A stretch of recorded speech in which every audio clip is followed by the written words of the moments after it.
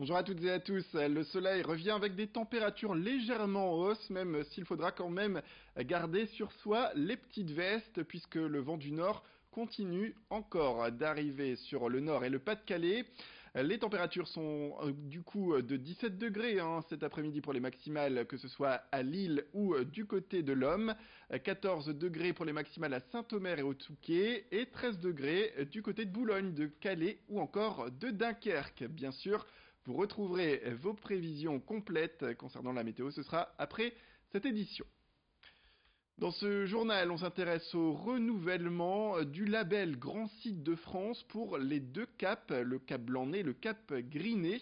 Le ministre de la Transition écologique et solidaire, Nicolas Hulot, a confirmé l'information cette semaine. On fait le point sur place, en images, avec Vincent Vieillard.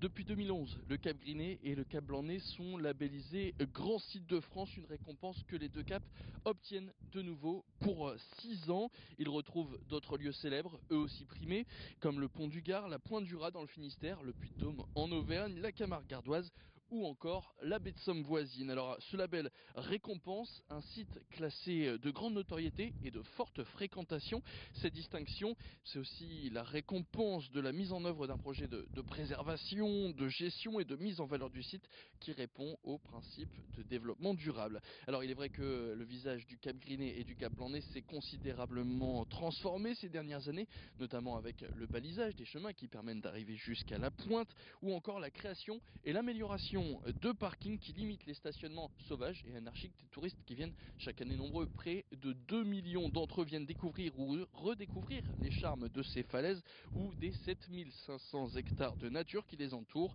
Et nul doute que ce nouveau label va continuer à porter de nombreux curieux sur ce site de Cap. Et puis partout dans le Nord et le Pas-de-Calais, on les croise au bord des canals ou encore sur les jetées du côté du littoral.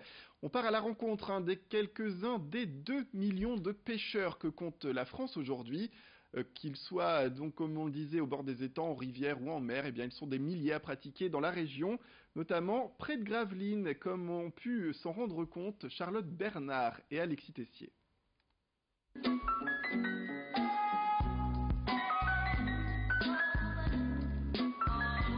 Gravelines, terre de pêcheurs. Dans et autour de la ville, on s'adonne à cette passion. Comme Bruno, depuis des années, il écume les bords des cours d'eau gravelinois pour pêcher des carpes, des brochets ou des gardons. Alors nous on pêche avec ce qu'on appelle des cannes à emmanchement. Quand je prends un poisson, je fais ça, comme ça, je pose ma canne et je me retrouve avec le poisson à la main. Et sa technique s'appelle la pêche au coup.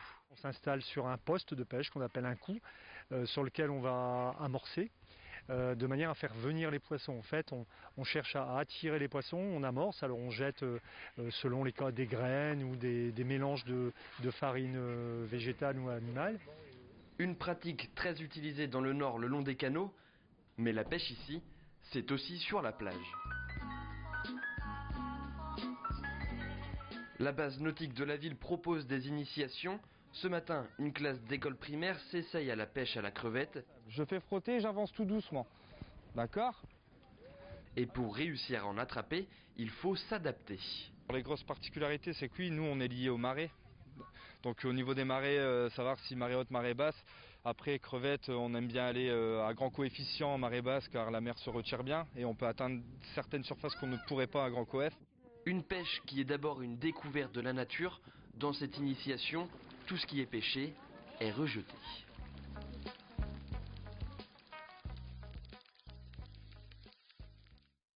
Voilà de quoi nous donner envie d'aller se promener le long des étangs pour aller pêcher.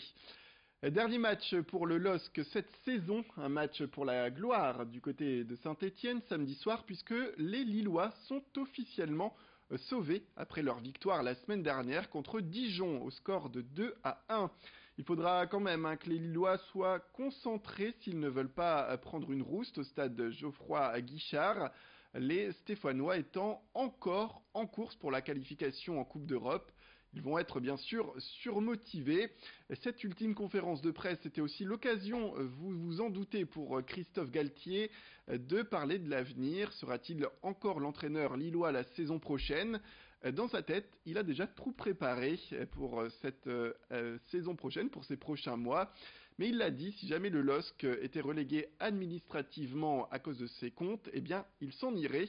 Réponse du coup, lors du jugement, ce sera d'ici la fin du mois de mai. En attendant, on écoute Christophe Galtier parler de cette rencontre face à Saint-Étienne. Mike est un jeune joueur, comme la plupart des joueurs de l'effectif. Vous faites passer des messages, vous échangez, vous prenez des décisions, vous rediscutez, et que la progression n'est pas quelque chose de linéaire, c'est toujours en dents de scie, et que là il est retombé dans un excès de...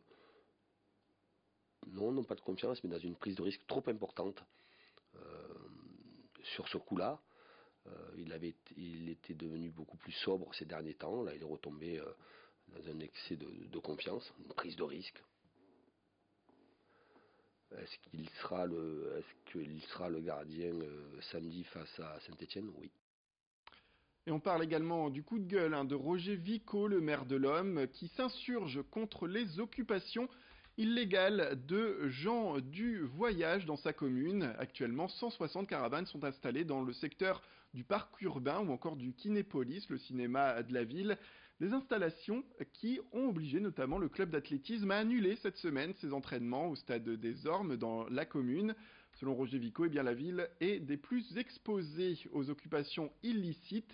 Il parle notamment des dégradations que causent ces mobilisations, ces implantations de camps de gens du voyage.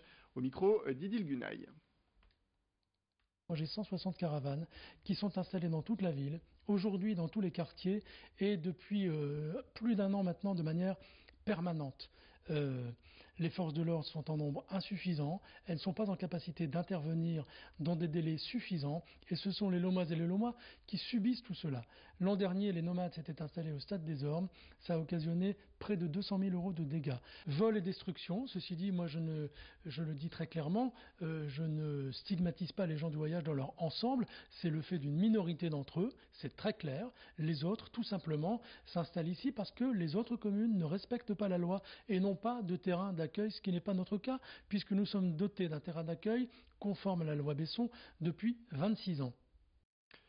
Voilà, Roger Vico que vous venez d'entendre et qui appelle à un rassemblement le 26 mai à partir de 10h devant la préfecture du Nord à Lille. Rassemblement pour interpeller l'État. C'est la fin de cette édition. Merci à toutes et à tous de nous avoir suivis. Tout de suite, retrouvez vos prévisions météo.